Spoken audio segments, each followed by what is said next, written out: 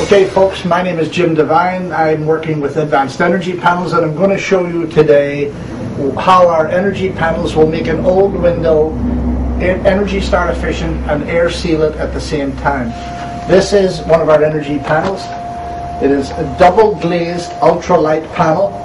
It's made with an aluminum frame. It's weather stripped around the perimeter, and the glazing material is a thin film. It's soft, thin film, but it's also strong, so it will take 60-mile-an-hour baseball and it won't break. Now these are fitted onto existing windows to bring them up to Energy Star efficiency without replacing them.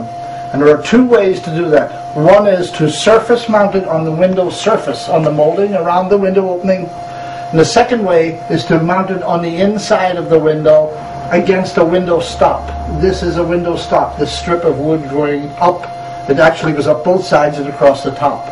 The recessed mount panel goes in against that window stop, and the surface mount panel goes on the surface. I'm going to explain how to do both of those measurements and fittings to help you do that. The metal frame on this window is 1.4 inches wide. You need to know that. You can place it so that it goes up against the surface of your window in this manner. So you measure out. So I'm going to show you how to measure for that fitting right now. What you want to do is mark where you want the window to go out on the framework, on both sides and at the top. Most windows have a protruding sill. This is a sill, and the sill, as you can see, protrudes a little bit, and our panel will rest on that. So what I want to do is mark the wall on both sides, or the molding, and at the top. And what I'm going to do, just to show you, is I'm going to use a sticky note. I'm going to say this is where we want our panel to end. We want it to land there. And we're going to do the same on the opposite side. We want it to land there. So that's where we say our panel is going to end. Then what you can do is measure from one sticky note over to the other one, take the exact measurement, 26 3/4 inches, which is the distance between these two sticky notes, and that is the width of the panel you want for a surface mount panel. When you want to measure the height of that panel, you want to go up the same distance above the window and mark it up there, and then you measure from that point down to the sill itself, and you come up with about 41.5 inches. Now you have the width and the height necessary to make a panel for a surface mount panel. I'm going to show you how, after the panel is built, this is what it looks like. And it is installed on the window in the following manner. It is placed in, of course you wouldn't have your sticky notes anymore, and it's locked in place with locking twist clips, which are these clips here. You just take a screwdriver and you screw those clips in. A quarter of a turn of a clip will lock it in place, and a quarter of a turn will release it. Of course, you would put another clip up in the middle in this one, and another one at the top. So that's how you measure and how you install a surface mount panel. Now I'm going to show you how to do a recessed mount panel. These are the window stops which I've shown you. If you don't have a window stop that's suitable, you can easily go to a hardware store. I'm holding in my hand two different rather common pieces that can be bought in a hardware store. They're made of composite material, which is very easy to cut and very easy to work with. What I'm going to do is I'm going to put, like what you would do is get it and put it inside the window like this, put a bead of weather strip behind it, and just screw it into your window or nail it in. So window stops, when you recess a window, are very important.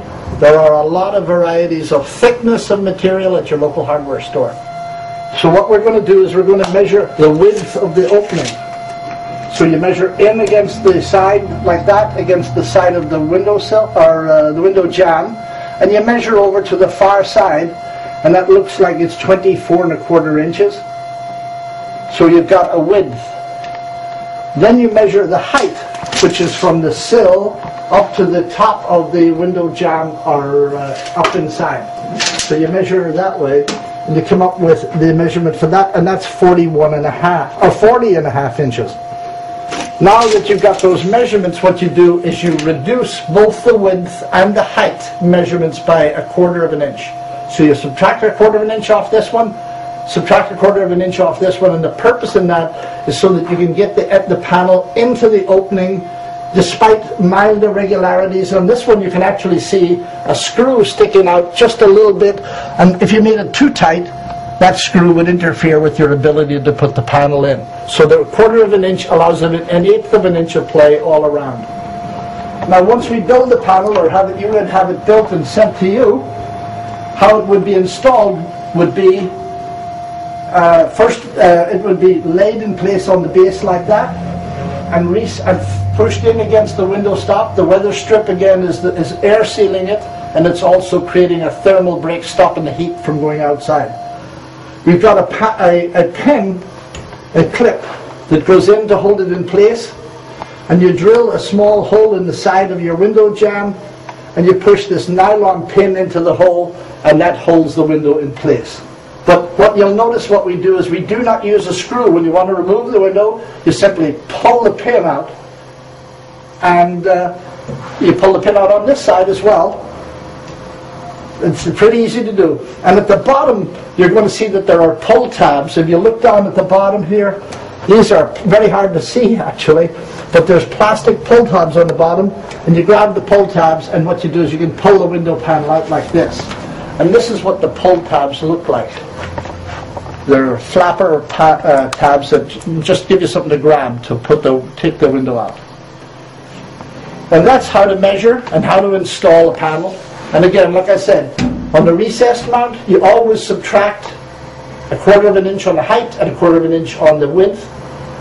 On the surface mount, you mark where you want it to end on the top and on the sides on the molding. And again, if you have a protruding sill, it rests on the sill. Most windows are like that. But if there is no protruding sill, you'd have to mark down below where you wanted it to land also, and measure from that point down here.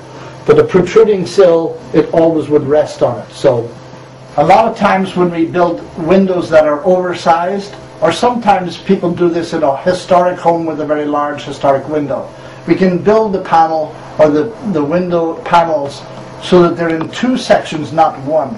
We have this thing, we call it a H channel, and it allows the panels to go inside, and what it is, it creates a link between two panels that you could have the upper half and the lower half of a window locked into each other.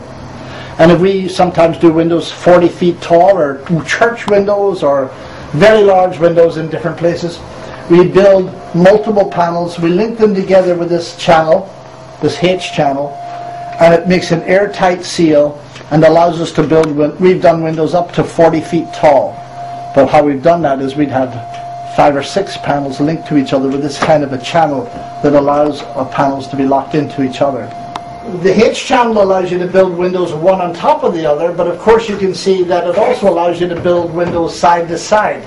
So if you had windows going around a bay window opening, it could allow you to build them and even angle them, because this has got a hinge in it.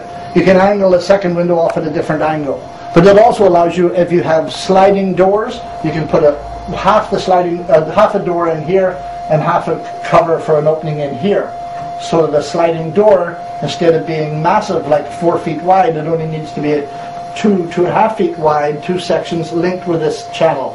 The same with sliding windows, but it's a very useful tool. It's called a H channel.